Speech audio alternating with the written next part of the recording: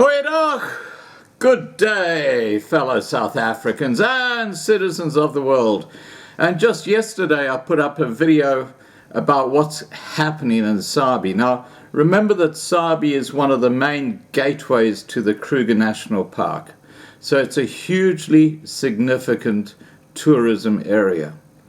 And it's had a huge response. It's got nearly 10,000 visits already. A lot of people have actually passed their comments. These are people who live in the area, who basically know what's going on in this very important tourism part of South Africa, which is not being told to tourists coming to South Africa, which is a reason I'm going to take two comments that were made by people who live and work in the region, confirming the earlier video, which I'll link to down below. And I'll also link to at the end of this video.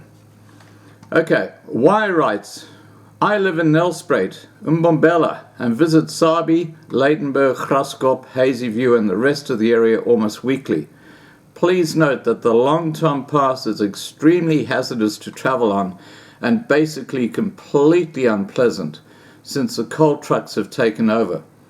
They're used to use another road into Lydenburg from Nelspruit, but you spend more time driving on the side skirts since the tar part is almost non-existent.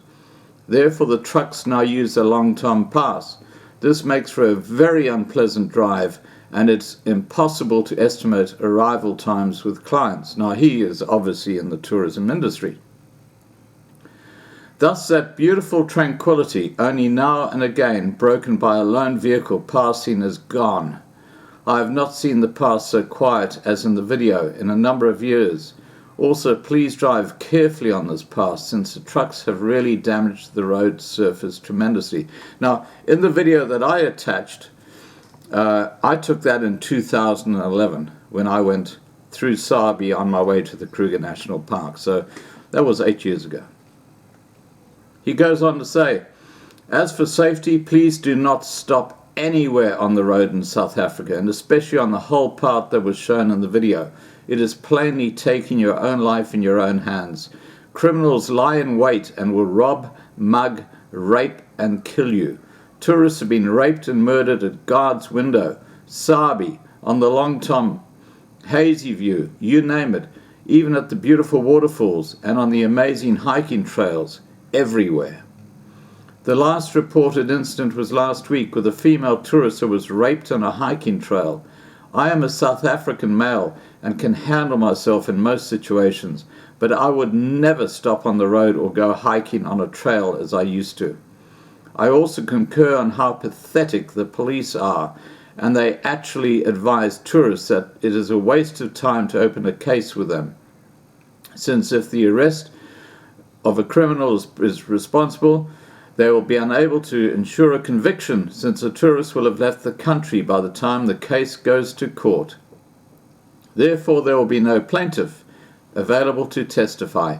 They therefore only basically make an entry into their occurrence book and give you that reference and no case number.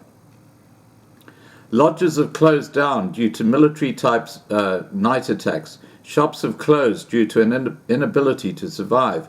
And the whole of the once beautiful Pilgrim's Rest area that was hijacked by BBBEE and all white shop owners were thrown out of their businesses a few years ago.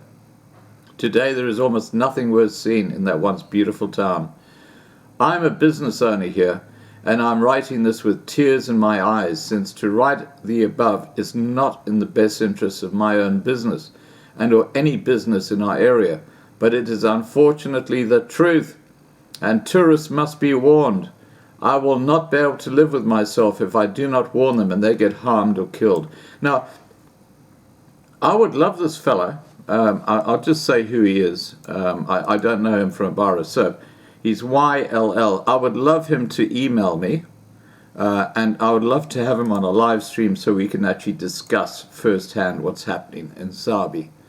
So YLL, if you look below this video, please send me an email. Let's have a live stream. Let's talk about what is happening to really the gateway to the Kruger National Park. It is absolutely tragic. And I got another comment which I'm going to repeat and include in this particular video. And he says, myself and my fellow tactical team member Brian Turner from Sabie, non-profit tactical team, both ex-military and police, worked our asses off during the 2019-2020 festive season at the Lone Creek Falls, the Macmac Pools and the Green Heritage Park. The aim was to curb the entry of alcohol and firearms in these sites that have been run over by partygoers that leave these pristine sites littered with bottles, paper waste, condoms, loud music, and the general lawless culture now the norm in the area. There is no regard for tourists, and people left these sites in a hurry after encountering this antisocial behavior. We are proud to have made a great difference in these areas, and families can once again visit these sites and enjoy the majestic wonders that Sabie offers. After 2 drownings in a span of 2 weeks, 2 separate firearm incidents, 2 stabbings and drunken fights, we do our best to take back our town. We've been called racist more time in 4 weeks than I can care to mention, and once again the police take no action when drunken, and I mean extremely drunken individuals party and drive around Sabie. How many more must just still die on our roads before action is taken? Just my 2 cents worth on this topic though. So there's confirmation of that original report I got. Things in Sabie are like pretty well the rest of South Africa.